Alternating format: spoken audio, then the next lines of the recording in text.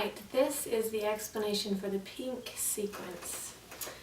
In this sequence we are learning what I call the sandwich scales. I get this way of patterning from N. Jane Tan.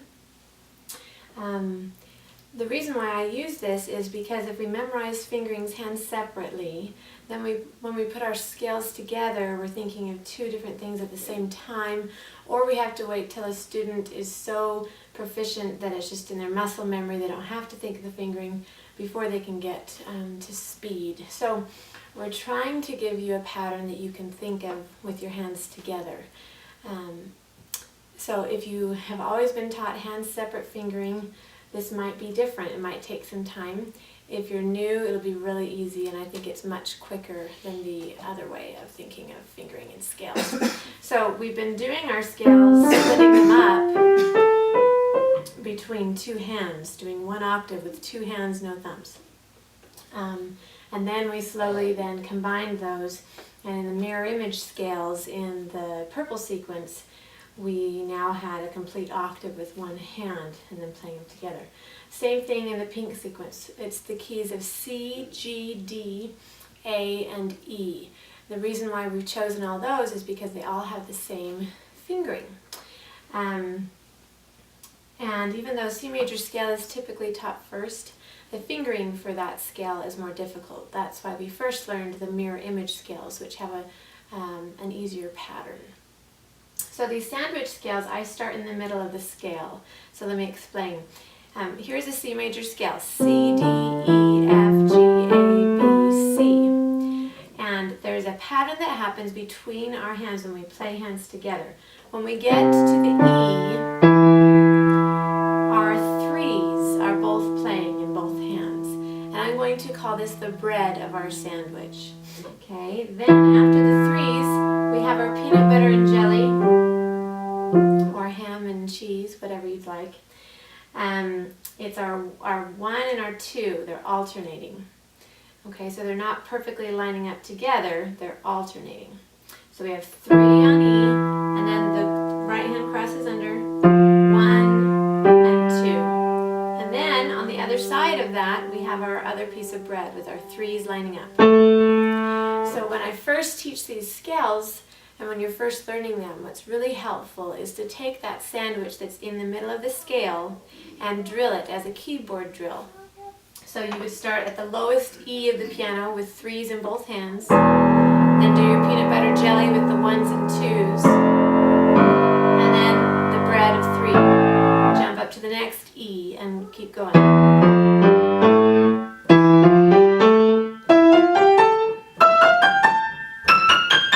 Down, because that's just as challenging. Start really slow when you have to.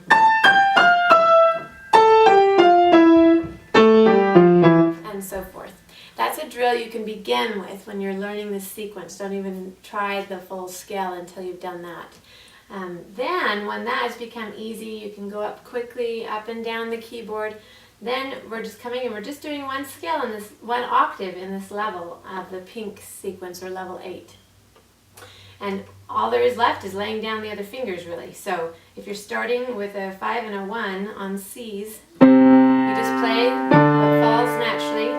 When you get to the 3, remember your sandwich with the peanut butter jelly and then the bread, and then you just lay the next fingers down. Okay, because we're still not working on speed yet, it would be very beneficial to reinforce the idea of these strong joints and this lift in our fingers, so that the lift isn't coming from our arm, it isn't even coming from our wrist or our elbow, it's coming from the finger in this level. It's very important to, that's the muscle that if you don't train it now, it's going to be grueling to train it later, as some of you coming back and redoing might be experiencing. So lifting each finger and playing with strength.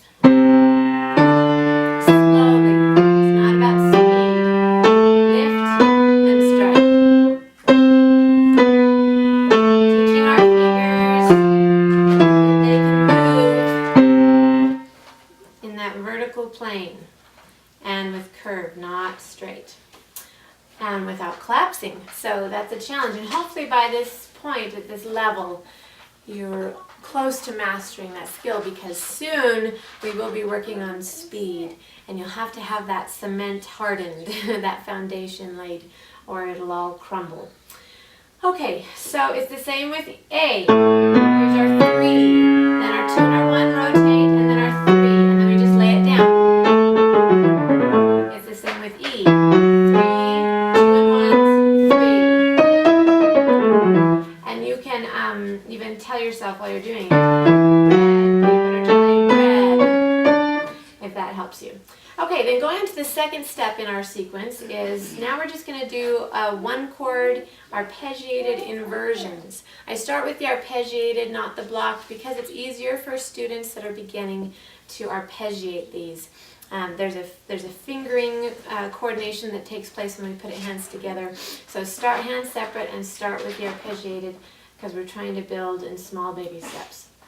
So what is a 1-chord? Well, in our scale that I've been teaching you here, the 1, or the first note of the scale, is what we call the 1, and we build a triad. A triad is 3 notes built in thirds. And we build that triad on that 1, only using notes that we find in that scale, and that makes our 1-chord. Okay, so in the case of C major, B, C, E, G. In the case of G major, G, D, G, B, D. In the case of D major, D, F sharp, A. In the case of A major, A, C sharp, E.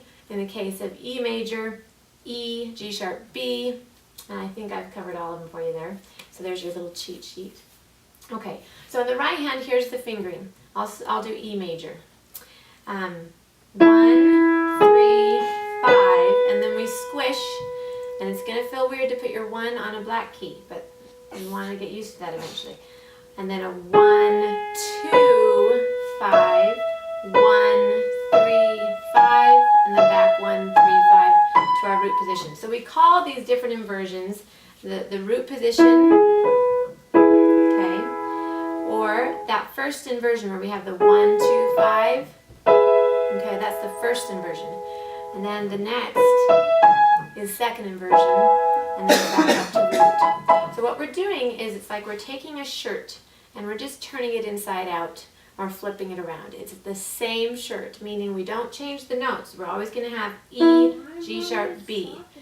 It's just then it's in a different order. G sharp, B, E, and then another order. B, E, G sharp. So we're just putting the bottom note on the top, the bottom note on the top, the bottom note on the top. And why these are important to learn is they're all through music, because these triads that I've been telling you about, this 1-chord in whatever key you're in, or the 2-chord, the 3-chord, the 4-chord, we'll learn about that in sequence 9, actually. So this is a good intro. So the next sequence, you'll be playing these more. They're the building blocks of music. And because of that, we have to get creative in the different ways we play them. So we'll arpeggiate them, we'll invert them, we'll put half of them in one hand, half in the other. So you want to be very adept at finding how to filter it back into that root position in your mind, or recognizing them in their various positions all over in music. It'll make memorization easier, learning easier, sight reading easier. And then if we already have these patterns of fingering memorized, we can automatically use fingerings when we're sight reading. That will be beneficial and helpful. All right, so the left hand fingering, now I'll do A major. 5, it's all the same fingering for every key. 5, 3, 1, 5, 3, 1, 5, 2, 1, and then back. And then repeat the top note. 2, 5, 1, 3, 5, 1, 3, 5.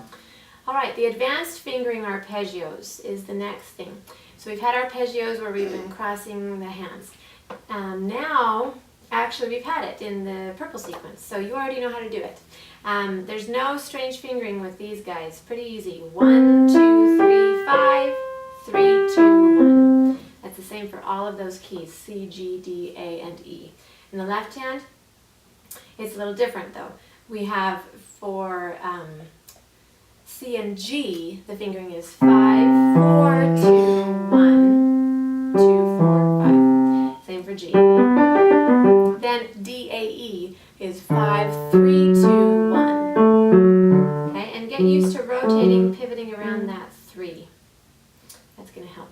out for when we start going more than one octave. And then the final piece is major pentachords, now again, but in the key of C, G, D, A, and E, and the same instructions as for the purple sequence where we get used to the picture of those different keys and we just go right to them. Hopefully we've already done that through the previous sequences, and now we can just quickly move up and down the keys with this roll up, playing them all together with strong fingers. Looks easy, but there's so many things you've been working on to get to that point. So many foundations we've been laying along the way. And that is the Pink Sequence Level 8.